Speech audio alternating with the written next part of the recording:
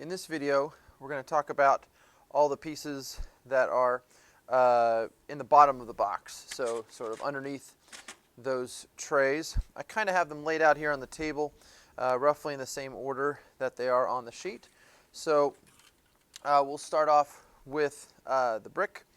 It's got the battery that you'll attach, and there's only one way that it can really go in because of this little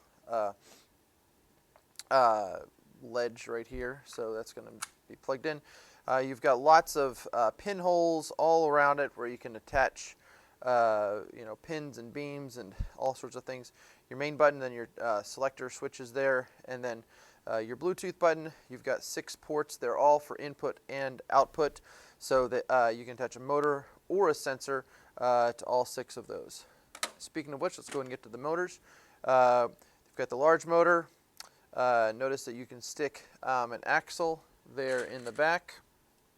So that's a thing that sometimes you'll use. You can also put an axle here, though it doesn't go all the way through. It kind of gets jammed up in the middle. And then you've got pinholes there. One sort of interesting thing is you can always kind of fold it down off to one, to the side or whatever. Sometimes you have to do to save space. The I guess they're medium motors. They're basically the same setup. You've got an axle hole in the back, and then the main motor access right here. This is what I was really going to show you. That there's 2 ways you could fold this, but there is this way where it makes it real nice and flush against the motor there. They've got that little space for you. So 2 of those motors, USB cable, pretty self-explanatory. Let's talk about the sensors.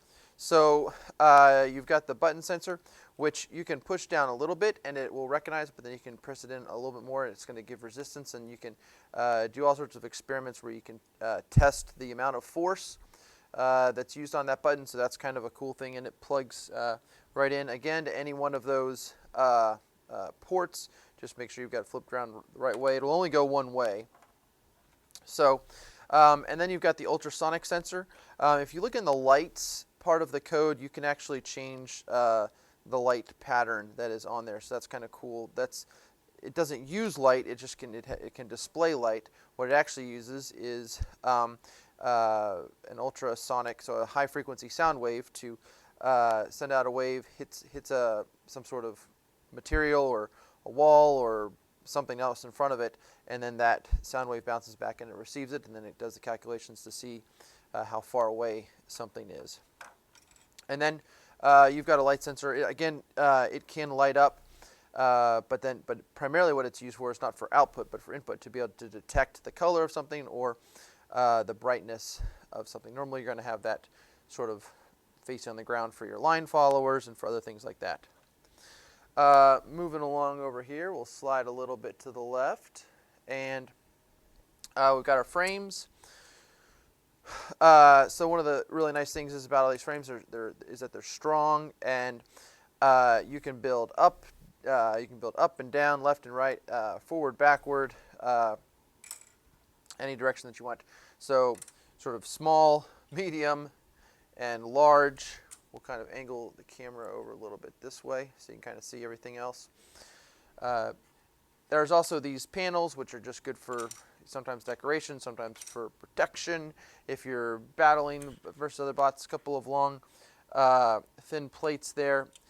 These pieces, I mostly use those for decoration, along with same thing with these sort of straw type connectors, but they're not really straws. And then, of course, the awesome plates, very good for stability to build your main support of your robot or your chassis of your robot, sort of a platform. A couple more decorative pieces, and then of course the wheels, really good. My experience, if you're using them on a floor, whatever, they will get dirty and dusty. You just sort of wipe them off. Something I didn't mention in the previous video, it was up here on this, but I don't really store it up there, and that's this rack right here. These are good. You can put a gear on these, and then it'll move the rack to the left and right. There's some activities for that. Okay, so that concludes what's in the bottom of the bucket. Thanks for watching.